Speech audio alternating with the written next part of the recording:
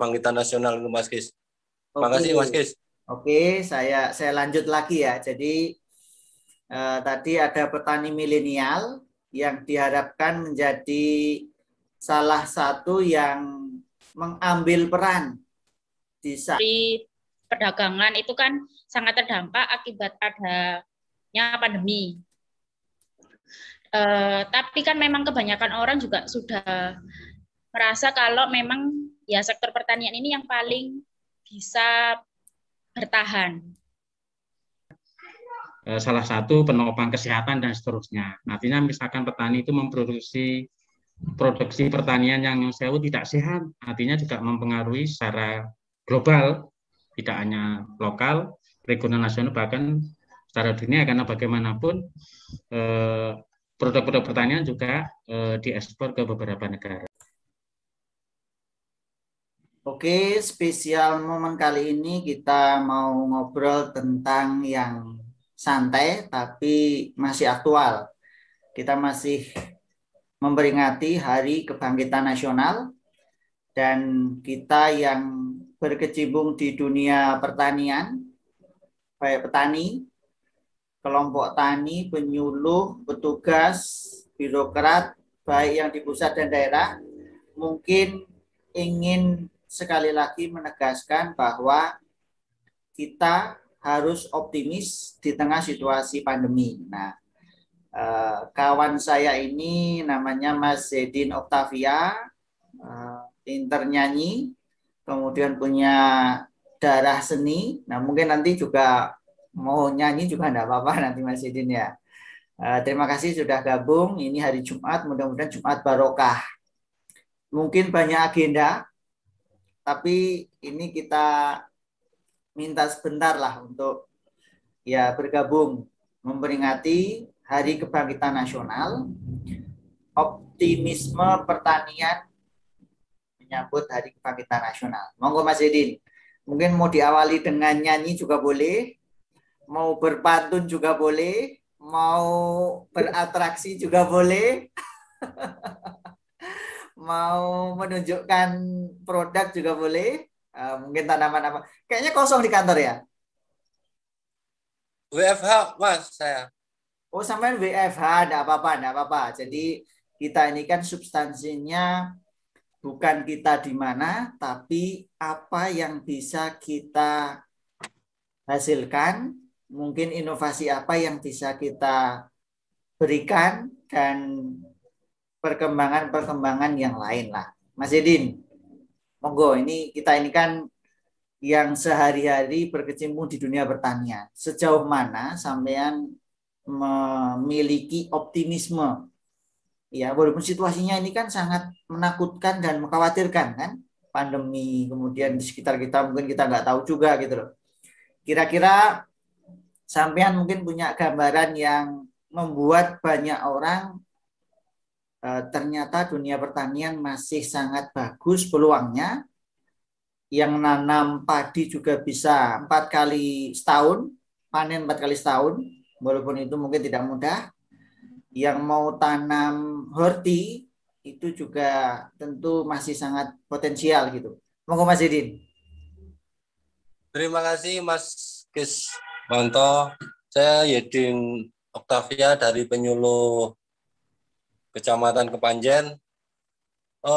Di mana dengan Hari Kebangkitan Nasional ini bahwasanya petani kita harus kita dorong untuk membangkitkan di mana kejayaan petani Kabupaten Malang yang notabene sebagai barometer pertanian di Indonesia kebanyakan merujuk ke Kabupaten Malang, di mana Kabupaten Malang ini menjadi rujukan teknologi inovasi pertanian yang bersaing di dunia pangan seperti horti, seperti pangan, padi, dan banyak produksi-produksi yang dihasilkan di Kabupaten Malang.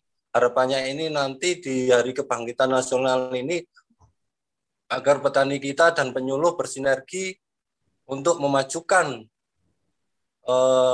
dunia pertanian ini menjadi pertanian yang inovatif edukatif, di mana petani milenial kita dorong, harapannya ini dengan ada program YES ini untuk meningkatkan produktivitas pertanian di Kabupaten Malang.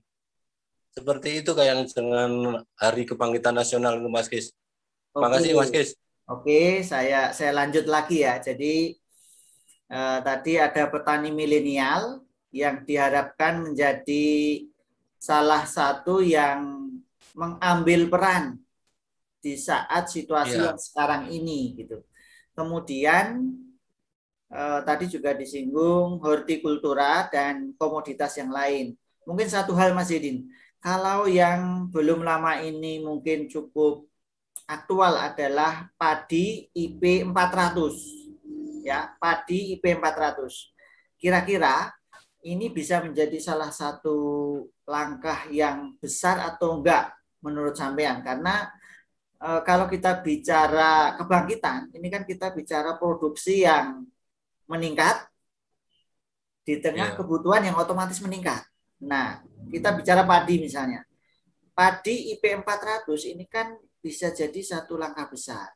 Nah, kira-kira kalau menurut sampean di wilayah binaan sampean, mungkin di petani yang kira-kira teladan atau di kelompok tani, atau mungkin sampean punya gambaran bahwa padi IP 400 itu tidak mudah dan butuh satu ya kerja besar juga lah gitu. Menurut sampean gimana?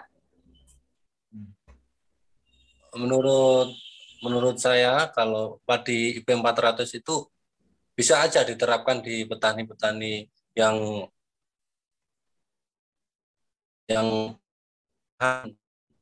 teknis, bisa aja seperti tanam salibu itu juga bisa.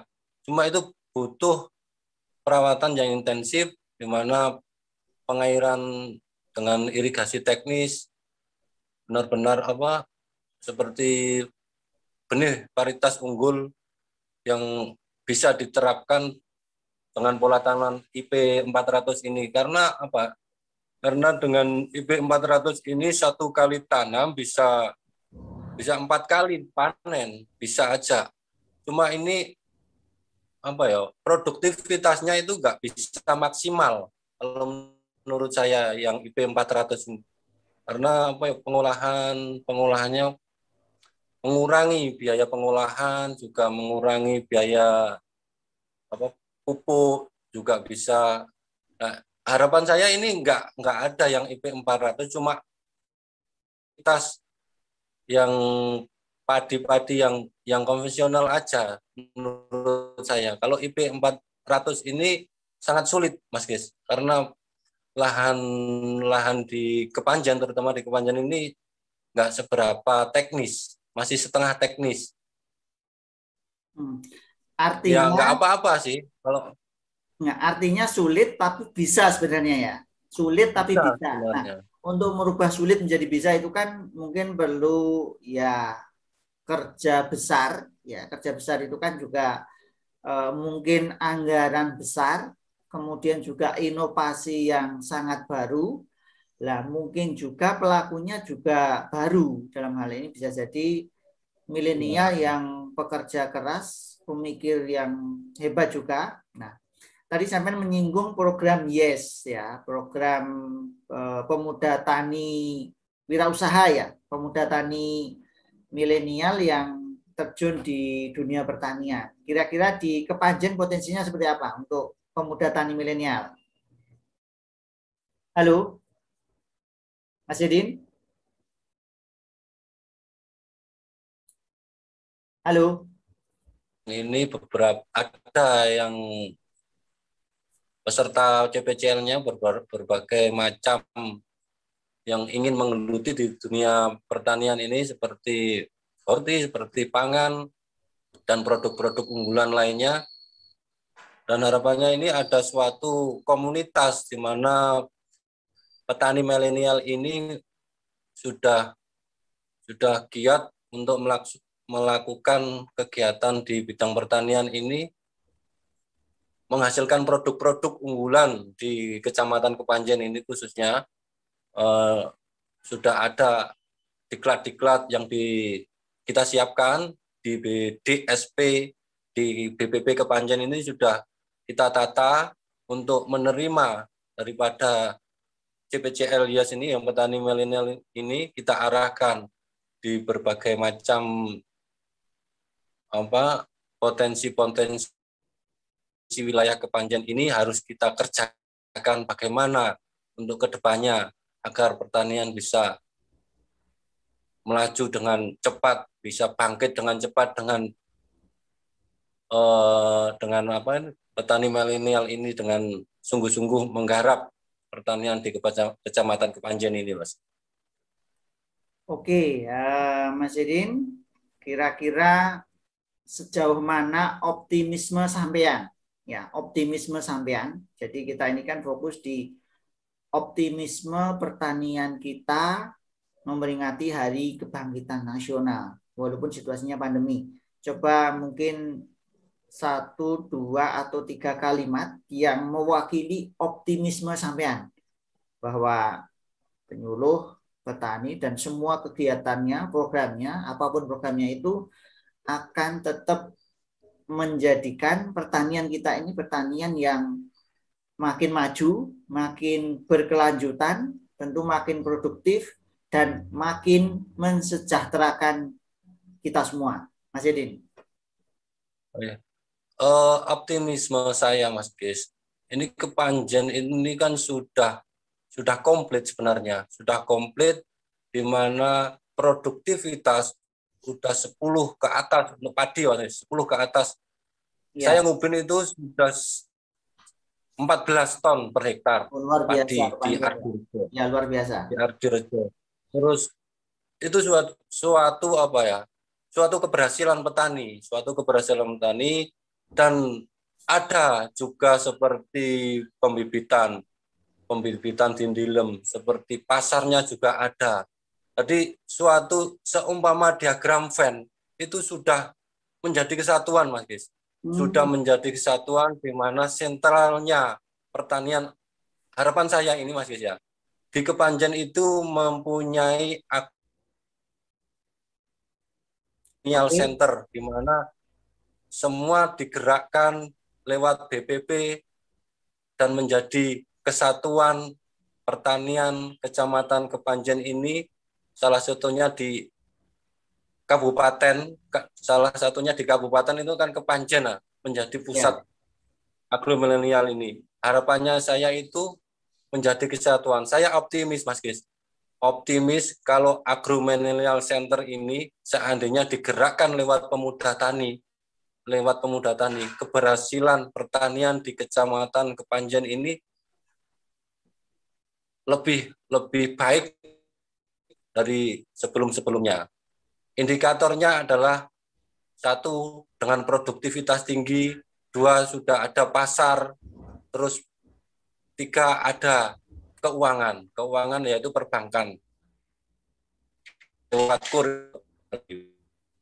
kasih, Pak Bes, seperti itu. Ya, optimis, ada agromilenial center, kemudian itu nanti berarti kekuatannya tambah bagus, dan itu menjadi salah satu kesimpulan yang bisa kita tarik dari optimisme pertanian kita memperingati kebangkitan nasional. Dan mungkin di terakhir, mungkin Mas Idin ingin nyanyi ini ya, karena saya tahu beliau ini sangat jago nyanyi, yang berhubungan dengan kebangkitan nasional, tapi juga berkaitan dengan optimisme pertanian kita itu tadi, Mas. Nggak tahu nanti apakah lagunya Tanah Airku, ataukah mungkin yang berkaitan dengan pemuda juga bisa ya, darah muda atau apalah.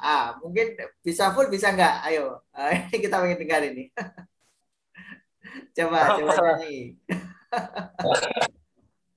Agak pilek, Mas Gis, saya, Mas Gis. Oke, lain waktu. Oke, ya. Lain waktu. Oke lah. Lagu lain dan saya doakan tetap sehat Mas Edin, sekeluarga, kemudian se-BPP Kepanjen, dan kita semua lah tentunya, karena kesehatan ini adalah modal utama kita untuk beraktivitas sehari-hari. Dan saya ucapkan terima kasih sudah berbagi dengan kita di program Special Moment Optimisme Pertanian kita memperingati kebangkitan nasional. Sampai ketemu di kesempatan yang lain Mas Yudin ya. Terima kasih ya. Ya, masih sama-sama Oke. Mas Kis. Terima kasih. Assalamualaikum. Waalaikumsalam.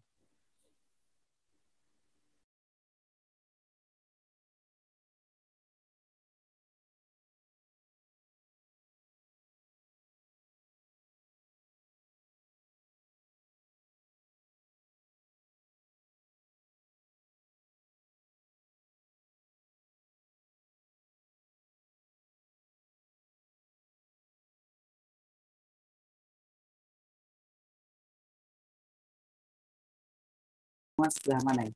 Lamongan itu ada berapa kecamatan itu? 27. 27 kecamatan. Kalau Ida di mana? Kecamatan mana? Kecamatan Ngimbang. Nimbang. Ya, kalau tempat tinggal saya di Kecamatan Ngimbang. Kalau tempat kerja saya di Kecamatan Sambeng. 7 kilo dari sini.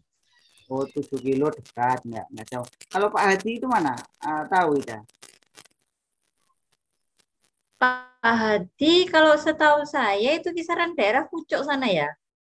Oh iya, mungkin ya. Agak-agak lupa. Pucuk Sukodadi. Kalau saya pernah ini sih, pernah sambung yang di apa dulu pernah ada grupnya di alumni Widyagama itu. Oh, gitu ya. Ya, Oke, profil singkat dari Ida ini adalah penyuluh yang tentu ada berapa desa sampingan, desa binaan, ya? ada 3. Oh, banyak juga ya. Satu BPP berapa penyuluh? Ada 9. 9 dari 22 desa dalam satu kecamatan. Satu kecamatan 22 desa. Kok banyak sekali? Putus ya Mas Kis ya.